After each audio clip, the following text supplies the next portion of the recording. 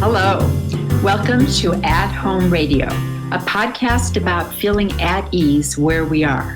When we're comfortable or at home with ourselves, we can be more attuned to what other people are going through. I'm Kate Thomas. I'm here with Amy Witzigreuter, owner and founder of Witzi's Raw Granola. Amy, thanks for being here. It would be great if you would tell the story behind Witzi's Granola. Well, the short story is that I was fired from my job and I started a business. Okay. The longer story is that I was determined to find a way to create healthy snacks for my family, in particular my son, who had a lot of health issues, and that's what I did.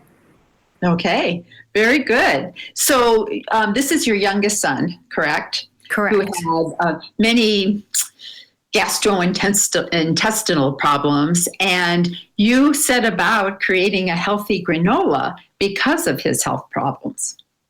Correct. So how and when did it become a business?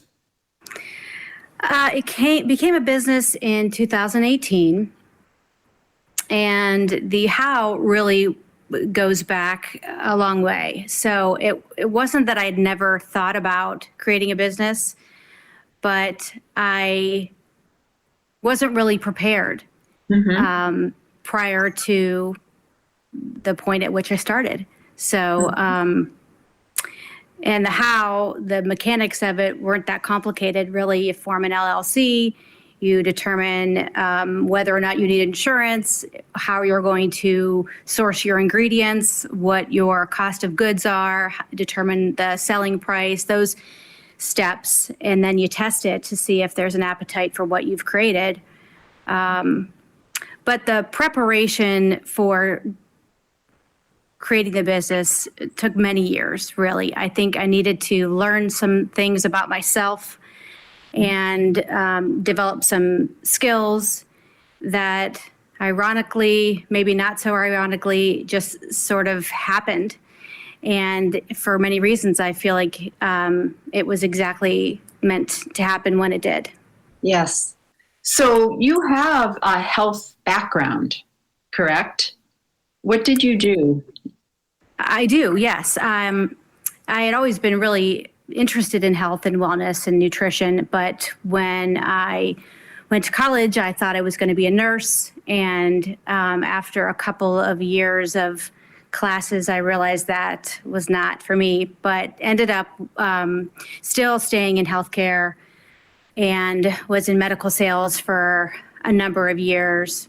And I really got so much exposure to healthcare that I think it really did prepare me for when we had some challenges in our own home. Mm-hmm. Okay. And your son had problems from birth. I mean, didn't he have was it at 8 months that he had was it a kidney transplant? He had a liver transplant. Oh, liver transplant. At 8 months. Wow. Yes, but he was, although we didn't know it, he was sick before he was born. So his liver stopped working correctly before he was born. And we were shocked to learn that he had such serious health issues because I had a pretty typical pregnancy. In fact, it was the one that I felt the best during. And I even participated in an exercise and pregnancy study with one of my really dear friends at the same time. She was due 2 weeks before me. So there was really no indication that there was anything wrong, but within a couple of days of his birth, we knew we had some big issues coming our way. He had tiny misshapen kidneys full of cysts and also a liver that wasn't working at all. So we had to make some decisions quickly about what we were going to do next. So yes, he did need a liver transplant. He got a liver transplant when he was 8 months, and I was his donor. And it was just the beginning of many challenges with his health and his development. Yes. So when did you start playing around with granola? Well, so I was always busy in the kitchen trying to come up with healthy things, and we tried our best to feed our kids healthy things. But as Paul got a little older and we realized how important it was to get nutrient-dense foods in his body, it just changed everything. So I really started looking at ingredients and eliminating things that just were not helping him. And For instance, so gluten and soy and dairy and sugar were just making him sicker. And he had so many GI issues that we were willing to read and pursue anything that would help him. And early on, we were told soaking grains and nuts and seeds eases digestion. So that's when I started playing around with soaking things and, got a dehydrator and started drying things. Can I make my own fruit snacks? Can I make my own crackers and cookies? I always loved granola, but mostly it's pretty junky. There's a lot of sugar. So I wanted to find a granola that was healthy, that everybody could eat, that was gluten-free and dairy-free and grain-free and all of these wonderful things, but still tasted good.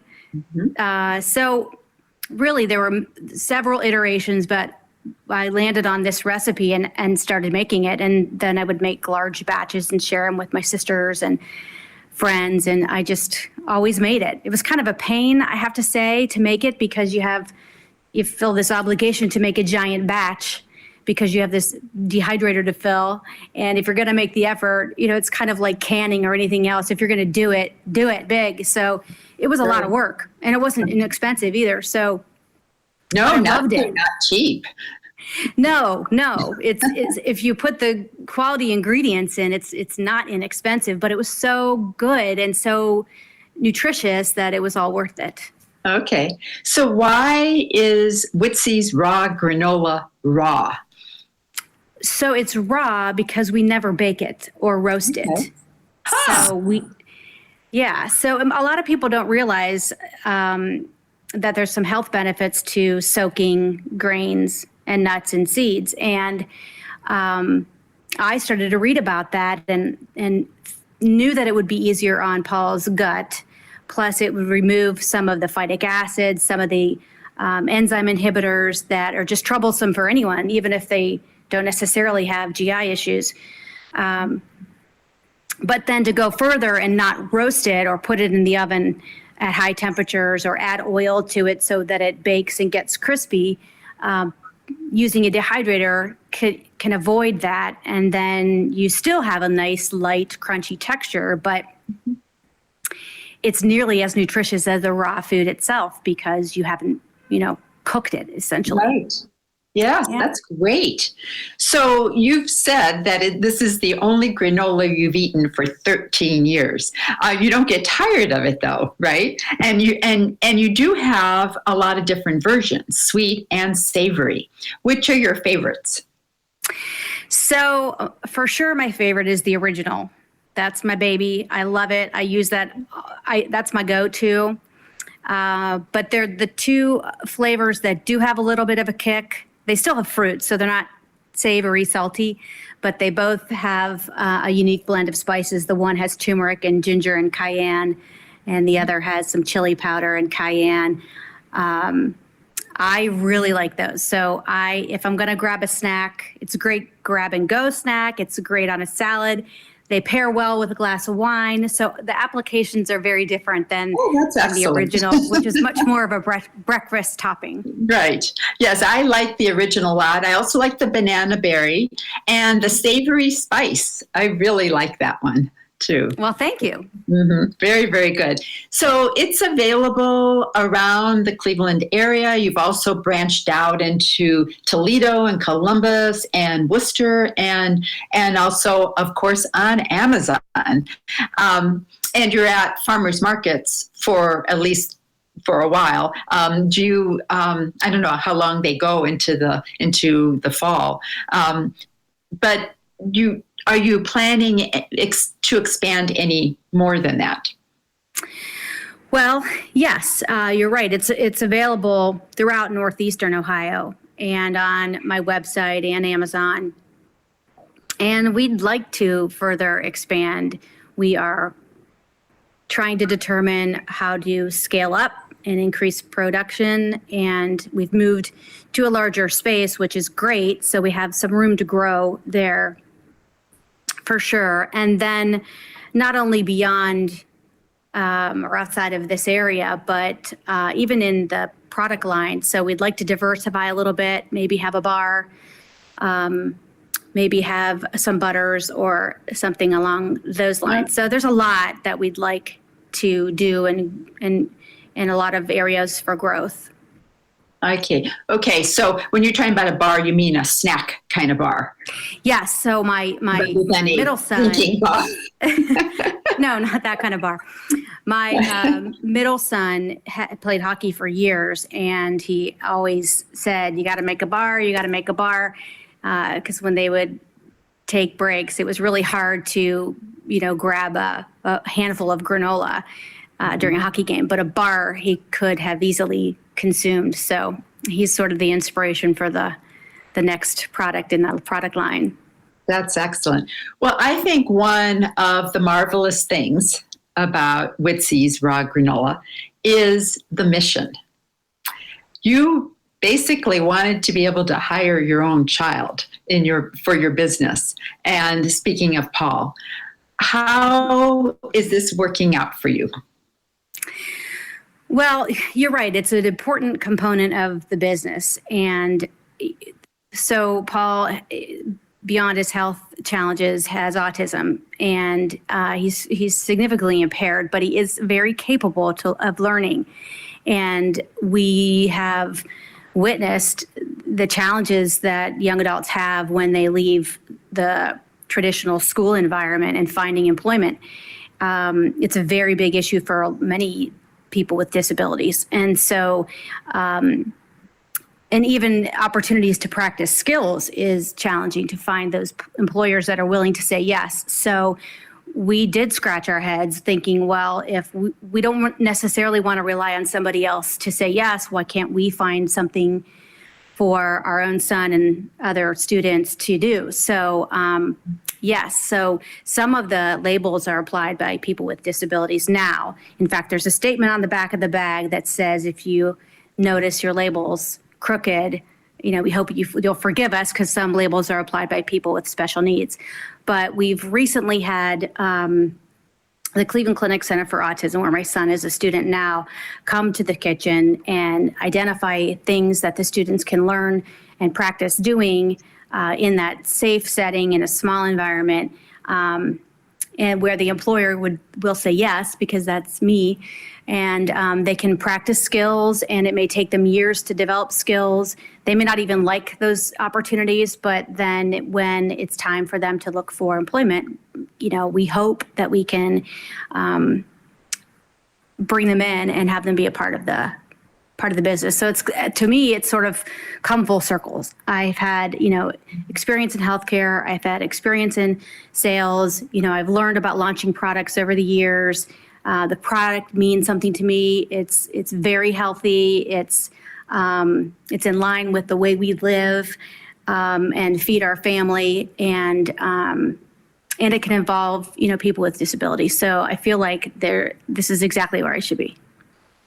That's absolutely wonderful. And one more thing about it, it's very good. It's Thank you. Very tasty granola. I, have it for breakfast a lot. So it's really terrific. And you're right about the savory, at least the one that the savory spice does go with wine. I hear that. I don't know that for sure. No, no, I definitely know that for sure. So is it fair to describe Witzi's as your passion? I think that's fair. I think that's spot on, actually. Okay. So what advice would you give others who have a passion for some kind of cause and want to do something about it? Oh, boy. Well, there's really no perfect time. And although it seems that the timing for me was perfect, but there was some, gut checks and risk taking, I suppose, involved too. So you just have to try and get out there, give it a shot. And if things don't work out, then maybe the next approach or adjustment is what you need. I think, I had been in sales and business development for so long, and not that what I was promoting or selling wasn't important. I can make a case for the importance of everything that I've sold, but this means so much more to me than what I was promoting or selling in the past. So if you really feel comfortable and confident and passionate about something, just go for it. Find a way to give it your all. And when you talk about your previous job that you lost, wasn't that connected to your son's illness? You were distracted from just all the stuff that was going on with him, and you didn't have as much of a heart for the work as you had before, and that's a big signal. Then it's time. When that happens, I really think, it's important. It kind of boots you out, whether you take the step, whether you take the step on your own or not. You're actually doing it on your own because you've already lost the heart for it. Well, right. And there was a moment where I was pursuing similar opportunities to replace the one that I lost. And I had to really listen to my instincts saying, this is not, I don't want to jump back into that again. And so it took a while to kind of come to terms with what I really wanted, and to put that whole chapter behind me was exactly what I needed to do. Yes. And that's another great piece of advice, because it's so important for us all to listen to ourselves and to say, okay, now, I have a good gig here, but it's time to do something else. And it's time to do something perhaps more meaningful personally. Oh, for sure. So one of the biggest challenges of what I was doing was the time I spent away from my family, and the travel and the demands and the stress, and feeling split that I couldn't do either one well because I was so overwhelmed. And so I can put as much into this as I feel like I need to, because it's right in line with what we need to do for our family. So, and I'm here, and they're involved, and even my other two children, they pitch in and do things. So, and they're learning a lot about what it takes to start a business too. So it's all good. It feels like the time is spent in the right areas. Yes, that's terrific. Congratulations. Well, thank you. Mm-hmm. So for more information about Witzi's Raw Granola, visit witzisrawgranola.com. It's very self-describing. No, it's good. And that's where people can also get a hold of you. They can send you a message, because I did that to find you. Right. You can contact us, and it comes right to my small team. Yes, that's terrific. Amy, thank you for sharing your story today. Is there anything else you'd like to say? Well, I just want to thank you for your interest in asking about the business and my story, and I really appreciate being with you today. Same here. Okay, this is Kate Thomas with At Home Radio. Until next time, let's crunch on some granola for a good cause. At Home Radio. Creator and presenter, Kate Thomas. Music and video produced by Jonathan, the producer.